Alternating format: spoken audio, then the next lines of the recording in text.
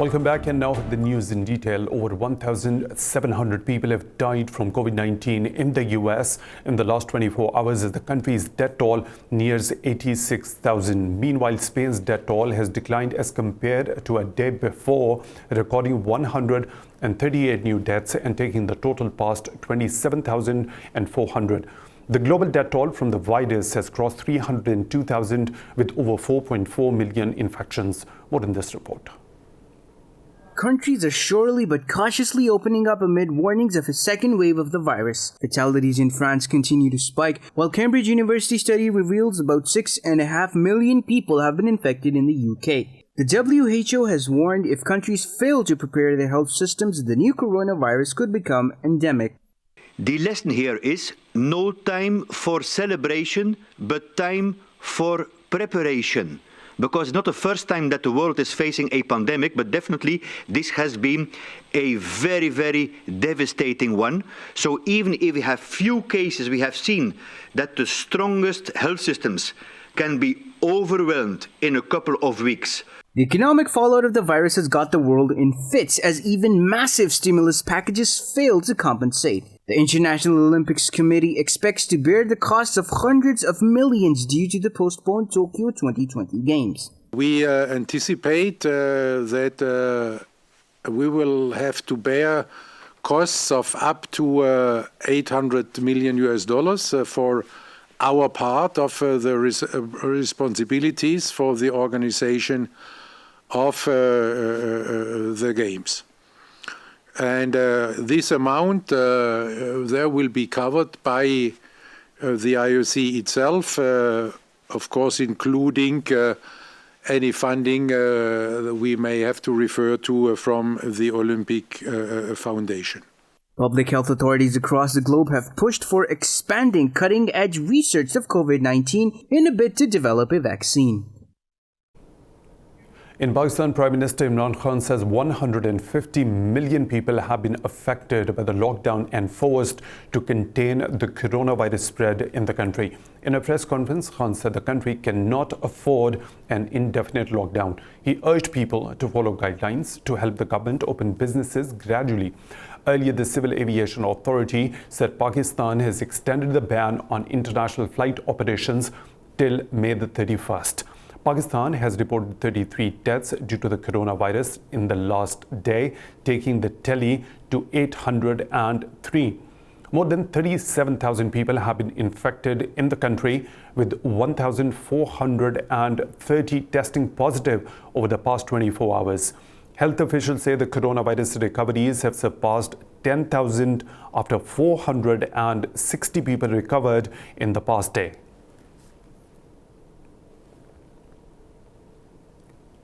The Afghan government has blamed the Taliban for the recent wave of violence in the country, calling the group a main hurdle to peace. In a tweet, presidential spokesman Siddiqui said the Taliban have rejected calls for a ceasefire and peace talks with the government. He said the group cannot be excused for being involved in the hospital attack so quickly. Siddiqui said the government is committed to a lasting peace in the country and has taken fundamental steps in this regard.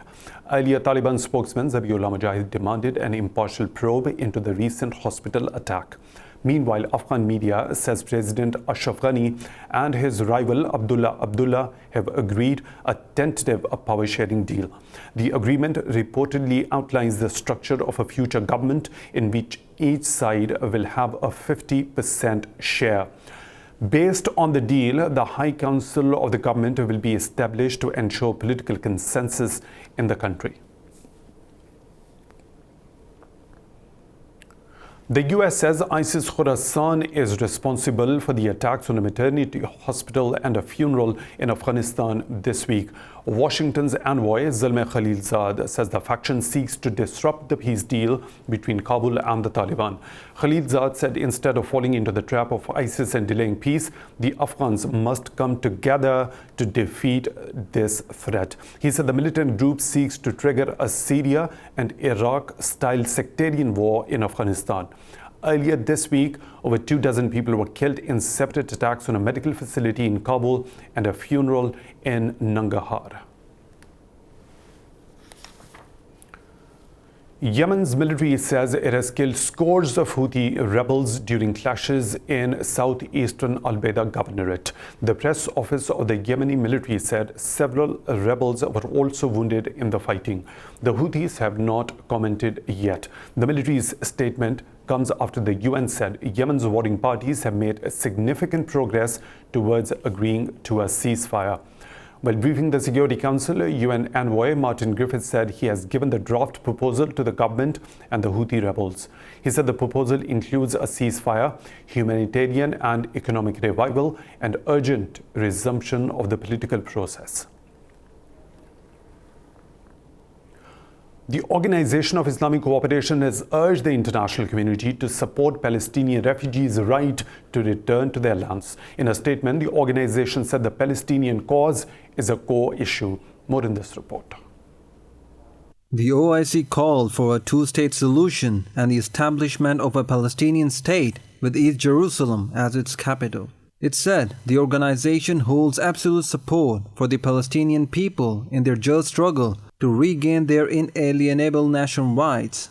This came as today marks the 72nd anniversary of Nakba, which refers to the expulsions of Palestinians from their homeland by Zionist gangs in 1948. Around 15,000 Palestinians were killed and some 800,000 displaced in 1948 expulsions by Zionist gangs. Palestinians commemorate Nakba Day to reaffirm the right of return to ancestral lands that are now part of Israel. According to the Palestinian Central Bureau of Statistics, the Palestinian population has grown ninefold since the Nakba. It said there are now 13.4 million Palestinians, with more than half living in historical Palestine, which includes the West Bank, Gaza Strip, and Israel. Meanwhile, Palestinian leaders say they will convene to decide the response to the Israeli government's plan to annex parts of the West Bank. State media said President Mahmoud Abbas will chair a meeting of the leadership of the Palestinian Authority and the Palestine Liberation Organization on Saturday. At a press conference, Prime Minister Mohammed Shattai said the meeting will take necessary decisions in the face of Israeli declaration. He said Israel's move will destroy the possibility of establishing an independent, contiguous and sovereign Palestinian state. Shattai said the illegal annexation will not be accepted by any Palestinian.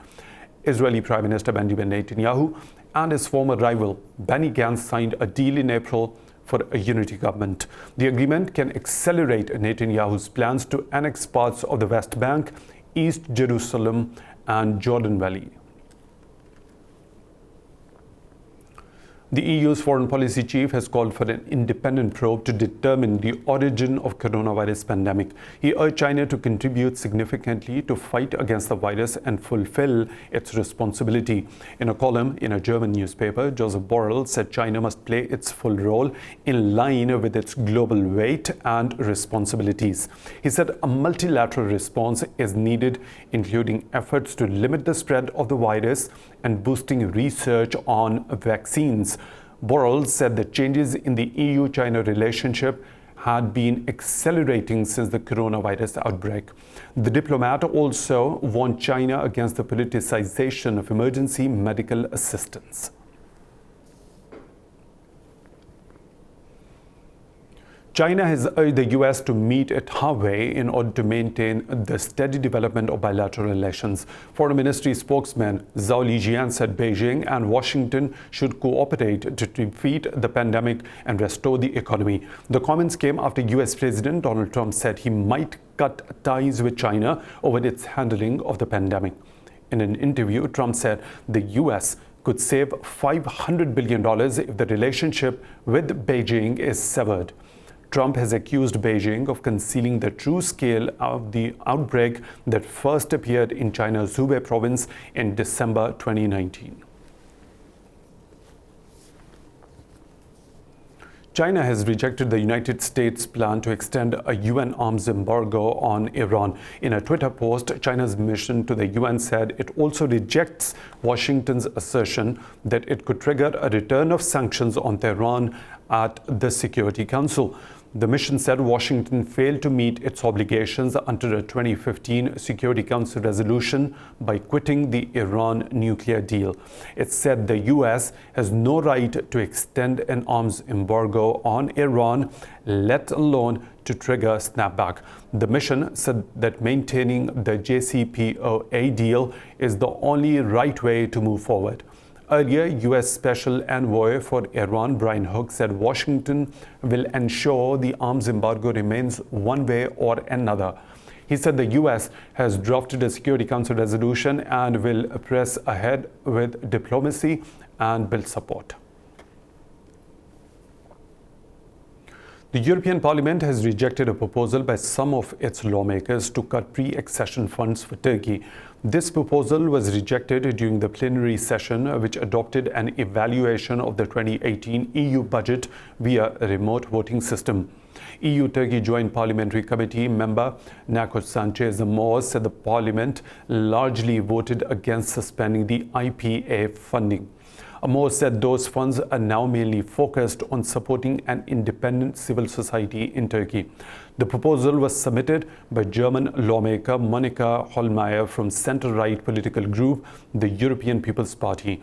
The group also remained unsuccessful in its move to officially end accession talks with Turkey in most recent version of EP's report on Turkey. The EU will provide over $186 million for Turkey's IPA funds in 2020. Trade ministers from the group of 20 major economies have vowed to cooperate to mitigate the impact of COVID-19 pandemic. In a statement released after the second extraordinary virtual meet, the ministers endorsed actions to support world trade and investment. They planned long-term measures to support the necessary reform of WTO and multilateral trading system. The ministers pledged to strive for a solid foundation for global economic recovery based on a strong, sustainable and inclusive growth. They also welcomed the bloc's efforts to provide an in-depth analysis of the impact of coronavirus on the world trade. Mozambique says its security forces have killed 50 insurgents in a two-day anti-terror operation. In a statement, Interior Minister Ahmade Megdad said the operation was carried out in the northern Cabo Delgado region. According to Amnesty International, since 2017, terrorist attacks have killed 350 people in Cabo Delgado. The violence has affected over 150,000 people during this period. More stories to follow, but right after a short break. Stay tuned.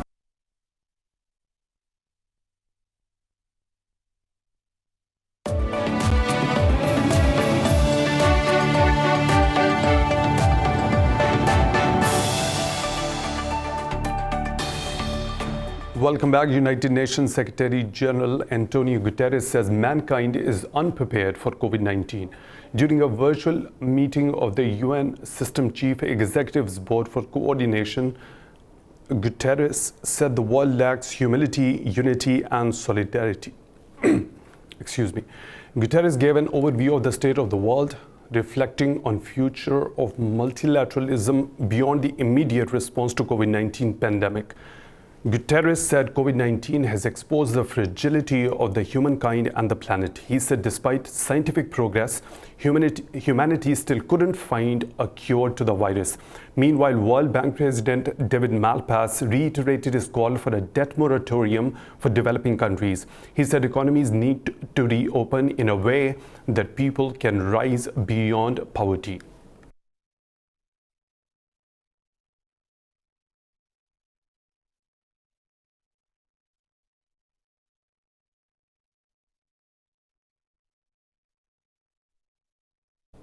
The European Medicine Agency says a vaccine for the coronavirus can be ready in a year in an optimistic scenario. Talking to media, the EMA's head of vaccines, Marco Cavalieri, said there could be delays along the way. Meanwhile, Oxford University officials say results from the UK's first human trial of a vaccine can be available as soon as next month. Well, one of the UK government's chief scientific advisors has said fresh air and sunlight are among protective measures against COVID-19. Deputy Chief Medical Officer Jonathan Van Tam said the antibody tests will be available for the public in the near future. We have been waiting for a really good antibody test to be ready. There are now at least 2 available. One of those has received its CE mark on the 28th of April, the Roche test. It has been validated by Public Health England on the 7th of May, and I anticipate that it will be rapidly rolled out in the days and weeks to come. The Kremlin claims the domestic coronavirus crisis is easing, saying the number of new daily cases fell below 10,000 for the first time in nearly 2 weeks. But the country has now registered over 10,500 infections in a day, proving the assertion false. President Vladimir Putin said over the past weeks, all efforts had been aimed at fighting the COVID-19 pandemic. He claimed the situation is changing, which gives an opportunity to once again focus on current and long-term agenda. But there are now over 260,000 confirmed cases in the country after the daily infection rate rose past 10,500. The country also has the second highest in the world after the US, with a total of 2,305 deaths.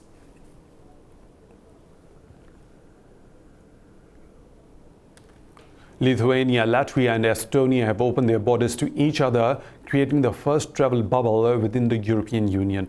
The move comes in a bid to jumpstart economies broken down by COVID-19. In a statement, Lithuanian Prime Minister Saulius Skvernelis said the travel bubble is an opportunity for businesses to reopen. EU Commission representative in Lithuania said the Baltic states are close partners and their economies are well integrated. Earlier this week, travel restrictions were eased between Finland and Estonia, and Poland and Lithuania. Baltic countries were quick to close their borders and imposed lockdown measures to slow the spread of the virus. The United Nations says this year a record 24 million Sahelians need life-saving assistance and protection due to violence and natural disasters. In a virtual meeting with aid agencies, a UN Office for the Coordination of Humanitarian Affairs said nearly 7 million people are grappling with forced displacement. The OCHA said rapid deterioration of Sahel crisis is driving humanitarian needs across the region to unprecedented levels. It said half of those affected are children.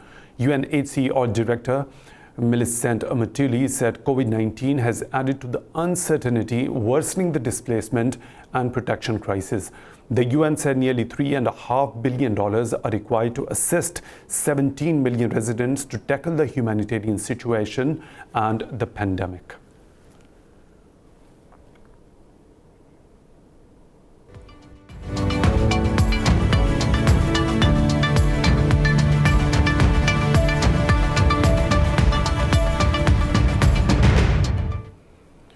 The World Trade Organization's chief has announced to step down a year earlier than planned amid the COVID-19 fallout. In a virtual WTO meeting, Roberto Azevedo said his early departure as Director General is a personal decision and is in the best interests of the organization.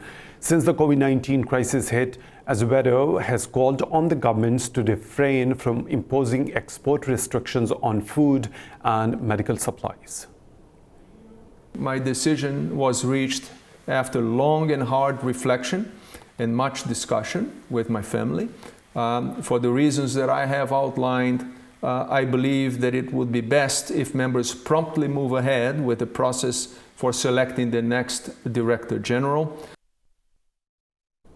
Insurance market Lloyd's of London says it expects COVID-19 related claims will cost it up to $4.3 billion. The surge in claims will result in its biggest payout since the September 11 attacks in the US. Lloyd's said losses can rise further if the current lockdown continues into another quarter. Lloyd said its payout on COVID-19 claims will also equal the combined impact of Hurricanes Harvey, Irma and Maria in 2017. Lloyd's chief executive John Neal said it will take at least 2 years to estimate the true cost of this pandemic. Lloyd's estimates government borrowing could be around $10 trillion globally to protect the economy from the losses. The US stocks have dropped as Wall Street wrapped up its worst weekly performance since late March. Investors grappled with a slew of economic reports and the rising tensions between the US and China. All major bourses traded nearly 1% lower. Dow Jones Industrial Average Index fell with a drop of over 2% in shares of Boeing. The decline in the stocks of real estate and utilities landed the S&P 500 in negative territory. Despite the volatile situation of the markets, oil prices rose as data showed demand for crude picking up in China after the easing of the curbs. European stock markets are trading higher as investors hope for the revival of economic activity after major countries eased lockdown measures. Investors are also monitoring fresh Eurozone economic data due to be released later in the day. Frankfurt's DAX has gained over 1.5% after food technology company GAA Group shares jumped by over 10%. London's FTSE 100 is trading over 1% higher. CAC 40 in Paris has gained nearly 1% higher. In Asia, Nikkei 225 closed over 0.5% higher, while Hong Kong's Hang Seng Index lost a fraction. Shanghai Composite closed marginally lower. Meanwhile, international benchmark Brent crude oil price has gained over 2% as US oil stockpiles receded due to output cuts. It's time for a short break. We'll be back with more stories. Stay tuned.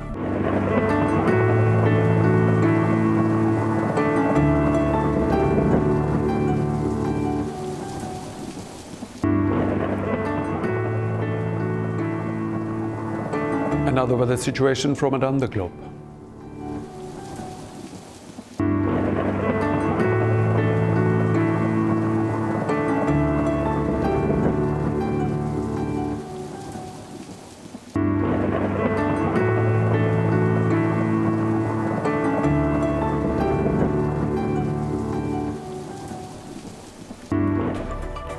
And that's all for now. For the latest updates, you can follow us on social media at INT'L.